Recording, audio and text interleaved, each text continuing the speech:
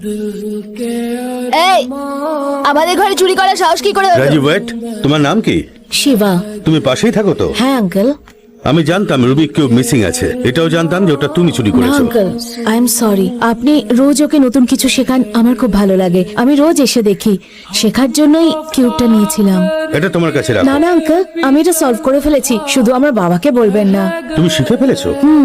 Rajib come here, ধরো here. এবার তোমরা দুজন এটা একসাথে সলভ করা শুরু করো, আর যে জিতবে সে চকলেট পাবে। আই এম টাইমিং ইট নাও।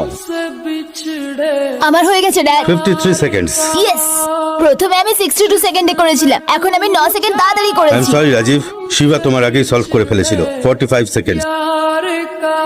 চকলেটটা তোমার। Thank you uncle. তুমি কি এখন আরো কিছু শিখতে চাও শিবা? হ্যাঁ আঙ্কেল। কি হলো তোমার?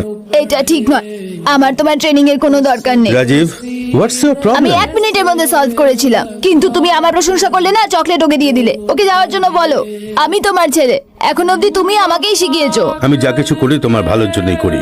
এই রুবিক কিউব 62 সেকেন্ডসে তুমি কবে সলভ করেছিলে? শেষ ছুটির দিনে। আর আজকে তুমি এটা 53 সেকেন্ডে সলভ করেছো। তুমি ভেবেছো এটা এত তাড়াতাড়ি কিভাবে সলভ করলে? কম্পিটিশন।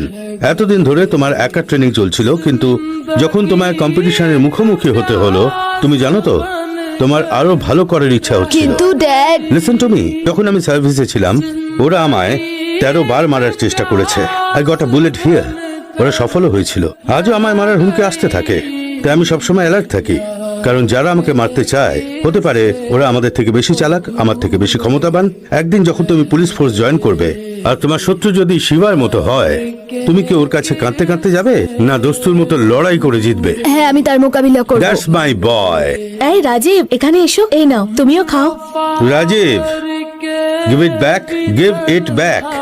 নিজের উপহার সব সময় জিতে অর্জন করো। হারার পরেও যদি তুমি উপহার পেয়ে যাও, তাহলে তোমার জেতার ইচ্ছা শেষ হয়ে যাবে। আমার কথা মন দিয়ে শোনো, আজকের পর থেকে তোমরা দুজন একসাথে ট্রেনিং করবে। কমান্ডো ট্রেনিং, এটাকে বডি পেয়ারিং বলা হয়। একা ট্রেনিং এর থেকে ভালো রেজাল্ট বডি ট্রেনিং এ হয়। কিন্তু আরেকটা ব্যাপার হলো, কখনো কারোর জন্য গিভ আপ করবে না। যখন তোমরা কম্পিট করবে, তখন তোমরা একে অপরের শত্রু, আর ট্রেনিং এর পরে best friend, buddies. Yeah? Shake your hands. That's it.